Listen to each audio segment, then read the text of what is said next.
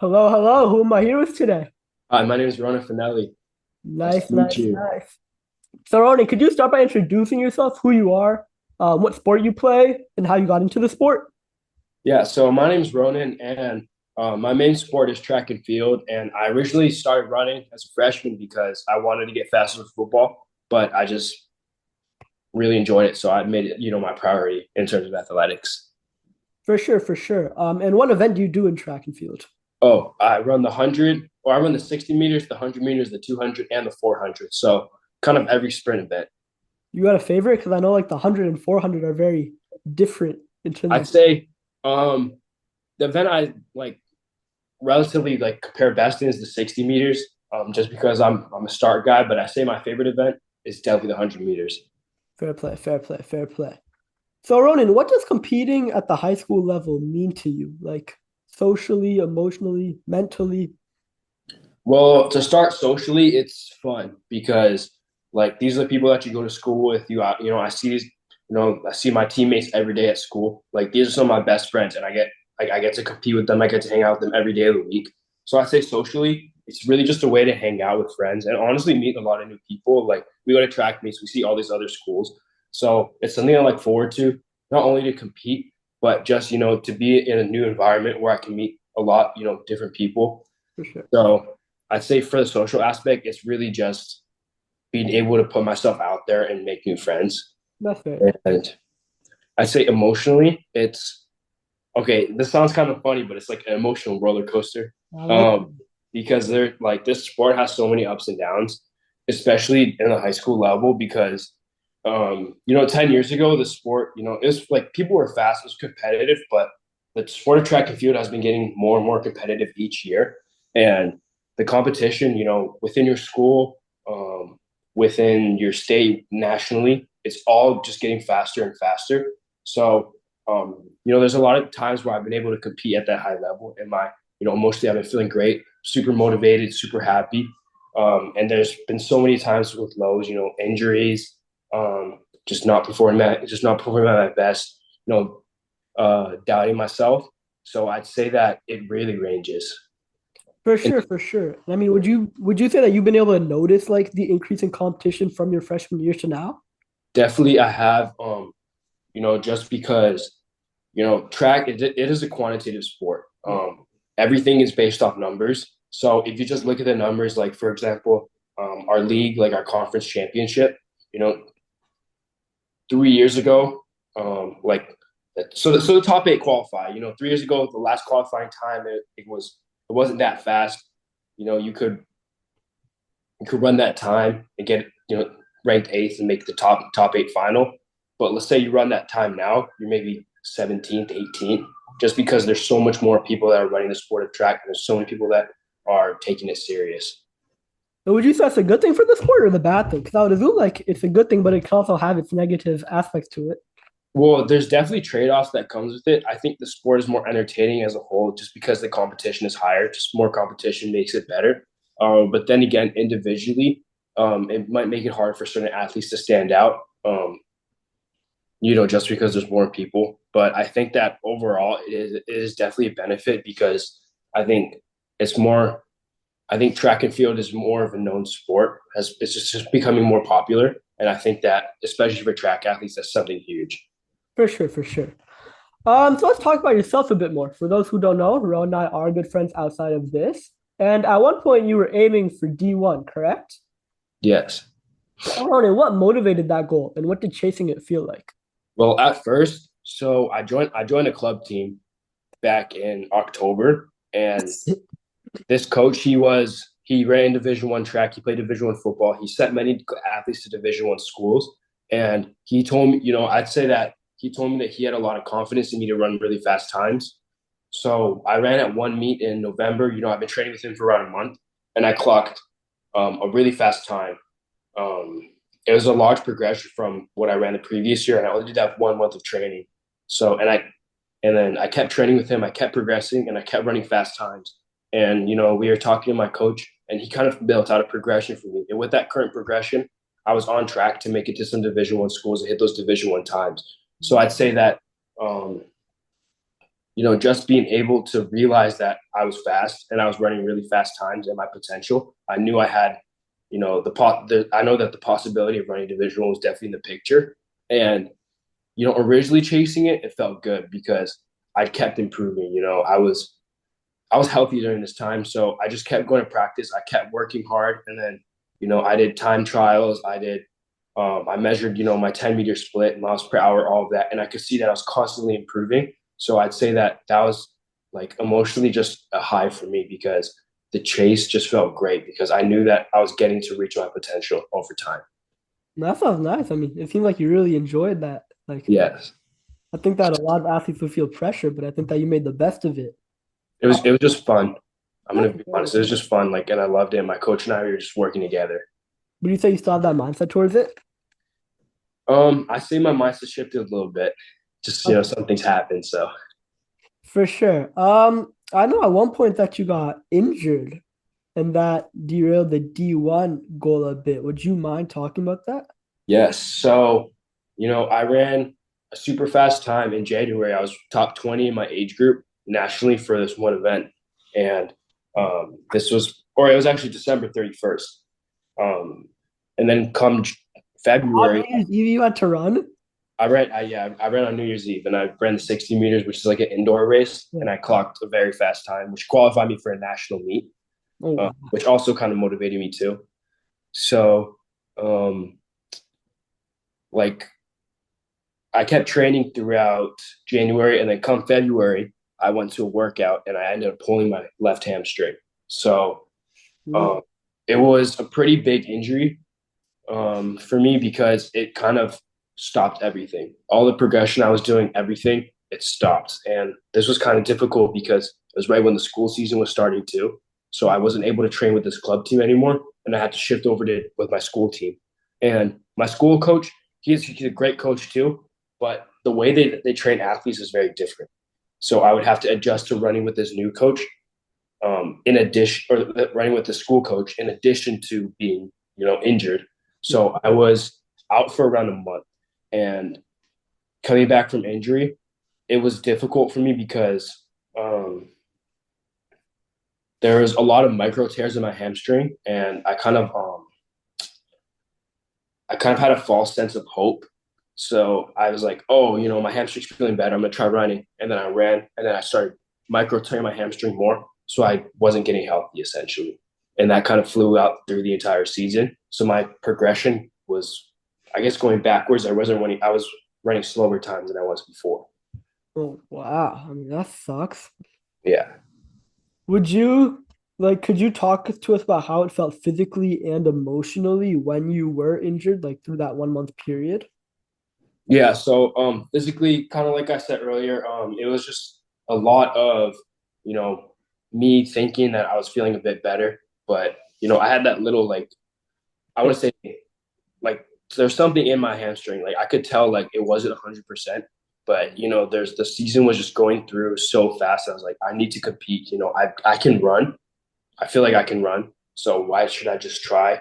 I should just try running. Maybe my hamstring just tight. Maybe that was the problem. So that's kind of what I was thinking in terms of like how I was feeling physically. So I just kept running, and then bam, I ran. My hamstring was hurting so much. Um, Maybe took 2 3 days off, came back, kept running at all these meets, and then I actually pulled my other hamstring Oh, in the no. middle of the season, which took me out. This time it was only for 2 weeks. Then I came back for our league championship. I was lucky enough to finish second overall, but Ooh, wow. after the meet, I couldn't walk. Like it was that bad. Like I could tell, like, okay, my hamstring is definitely not 100%. But then again, we have the state meet next week, so this is what I'm gonna do. Or in 2 weeks. So I'm gonna take this week off and start training for the state meet next week. So come back to the state meet, started training. Day before the prelims, I did a block start. Ooh, my hamstring really, really hurts. But then again, physically I feel bad, but emotionally and mentally, like this is the state meet. We already traveled to another island for this track meet. I can't just sit out. I could barely walk the day of the competition. So pretty much what I did was I just sprayed this like numbing solution on my leg, and then I just wrapped it up and I ran anyway. And I competed pretty well. I ran a decent time, but physically I could barely walk. And I was like, I don't know, I don't know how I'm gonna recover from this. It was really bad for me. And then mentally I was super upset because then again, I was not running, I was not progressing in the way that I should have. And I just kept getting hurt. And I was like, is this ever gonna end? Am I ever gonna actually get healthy? And I'd say that it definitely um affected the way I was feeling, it affected the way that I approach track and field, it affected the way I approach other ways in my life, school, socially. Yeah. So it was definitely a lot of negatives for me. Would you say like while you were injured, you put this pressure on yourself to continue to run, or would you say like it was also people around you? I'd say it was not really people around me. I think that, track, I'm lucky enough to have everyone in my life for the most part is so supportive of me. They always want the best for me. So um, you know, everyone kind of gave me the ability to make my own decisions on what I wanted to do. So I'd say that was definitely more me, you know. Um, but with the pressure of being able to get good, results and good accolades to tell these collegiate coaches, I just kept pushing myself to keep running because I was like, I don't know, I'm gonna tell these coaches if I just keep sitting out all these track meets, if I don't get faster, like if I don't run these fast times, what am I gonna tell them? Like they're gonna ask me why aren't you getting faster? So I say it was definitely the pressure for myself, but then again with looking towards the future, like what is gonna happen to me. So So after you ran that national event, where you said you placed good, but your hamstring was really bad. Like, did you take a oh break after that? well, Or that was a state event. Like the national event, I pulled my hamstring, so I couldn't run at it. It was okay, okay. So the one where you pulled your other hamstring, then you were out for 2 weeks. yeah. So after that, did you take a break after that, or you still push yourself even I more? took a week and a half break, and then I got ready because we had our um like league championships the next week. Oh wow, wow! Yeah. What a dedicated guy. I mean, you told me that you're now planning to compete at a D3 level, which is still insane. Um. To that decision, what does that path look like for you? Well, I love running track and I love playing sports, but the priority is setting myself up for a good future. And um, most of the Division 1 schools that I was checking out, they were high academic schools. Yeah. So I work super hard. I work super hard in school. My parents, they encourage me, try your best in school. So like Division 2 in terms of academics and like opportunities, it isn't strong as a lot of these Division 3 schools in terms of what I'm looking for in a career. So a lot of these Division 3 schools have really strong academic programs, even though and they're smaller. Hmm. Um, so the way, like, I'm lucky enough, to have a pretty good performance in school because Division 3 they don't offer athletic scholarship. So you need to have strong grades, strong test scores, strong extracurriculars in addition to being a good athlete, and then that's kind of your ticket to attending that school. Hmm. So I guess just the ability of being able to still run track in college, but also getting a really strong education really just stood out to me, and Division 3 gives a lot of those opportunities. Wow. And like, I think that you kind of touched on it with the academics, but like, would you say that there was like a specific moment where you felt like, okay, I can shift from D1 to D3, or would you say like it happened gradually as time went on? I say the specific moment was around this championship meet, the state championship. I was like, I realized like, um, at the end of the day, like, what's really the difference between going D1 and D3? Of course, athletic scholarship or whatever. And I think really the biggest difference is you can tell people that you went D1. Like Yeah. that's really it. Like you can tell your friends or everyone at your high school, oh yeah, I'm attending this Division 1 school. But then again, um, I don't think that should be the basis of your decision on where you want to go for college. Like I'm not just going to choose a school because they're Division 1. I'm going to choose a school because they have the best academics in terms of what I'm looking for, and they're going to best set me up for my future life. So I realized that I was looking through a lot of these schools, and I realized that a lot of these Division 3 schools are exactly what I'm looking for. They're not too big. I kind of like a smaller classroom setting, and these Division 3s really offer that. And I realized, it's not really about the next 4 years of my life. It's really about like what comes after those next 4 years. Of course, the next 4 years matter because it kind of sets you up. But what's the best way to set you up for the future? And that's to attend the school that is best for you. And I realized that a lot of these Division threes will better set me up than many of the Division 1 schools, and that it's not just about sports. A very mature mindset to have. Um, Looking back, like I know that there are also a lot of negative things, but it seems like this experience has taught you a lot of things. Like, what has it taught you about yourself, about like the overall definition of success, or anything that you would want to share? Well, um, I mean, that's a tough question. It's a good question. I like that question. This whole experience, it taught me like kind of trust the process. Yeah. There's gonna be highs and lows. I had a lot of highs, in the early part, but it's been a lot of lows recently. But it's you can't really have highs without lows. Like there's always gonna be times when you gotta struggle with things, and that's really about how you attack, like how you approach these struggles, that it kind of shows who you are as a person and how you can grow as a person. So it's really teaching me that you always got to have a positive mindset about things. You always got to understand that whatever situation you're in, you got to make the most of it. You know, um, and I guess another thing is you got to prioritize recovery because I did not do that, and I think success, like what success means, that is so subjective because some people think, like I guess in sports, some people think that, oh, Division 1 is better than Division 3. That's that means you succeeded. But then other people might think, oh, going to a stronger school might be success. So success is subjective. It's really what you think success is to you as a person. And I really like. I guess my idea of success has changed over the past couple months because these injuries just really taught me like what's important to you and what your goals really are, and reaching those actual goals that you really have set for yourself now is what success means. So it might not be going to Division 1, but it might be doing as well as I can in all aspects of my life to go to the best possible school that I can. So I guess that's really what success means to me. Beautifully said, Ronin. And you're also a man of faith, I know, right?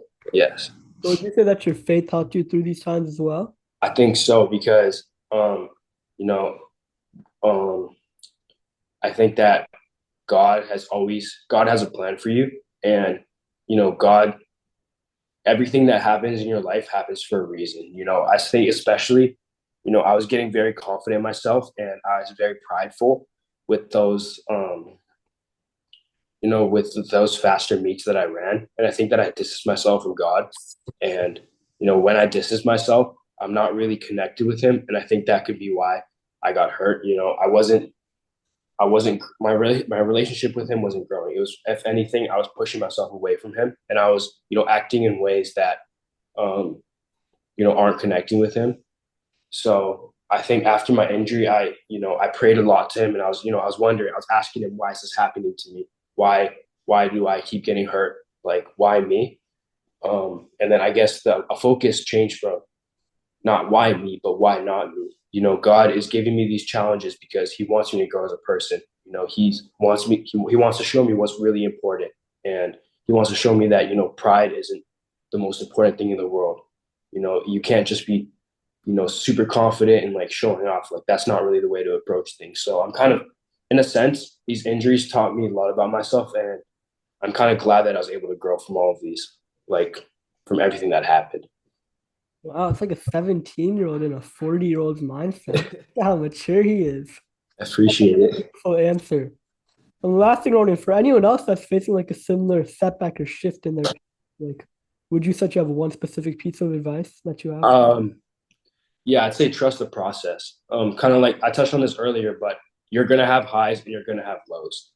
The best thing you can do is keep your head up and just understand that you know it's gonna get better. You just have to make sure that you work your hardest in any situation. You have to make the most of everything that you can because you never know like when the last time you can compete in something, when the last time you can do something is. So I guess treat every moment like it's your last and make the most of everything. Beautiful, Ronan. Thank you so much for your time. Appreciate it, Sid. These answers were better than I could have ever expected. Thank you so much. All right, thanks for the questions. They were great. Of course. Bye. Bye.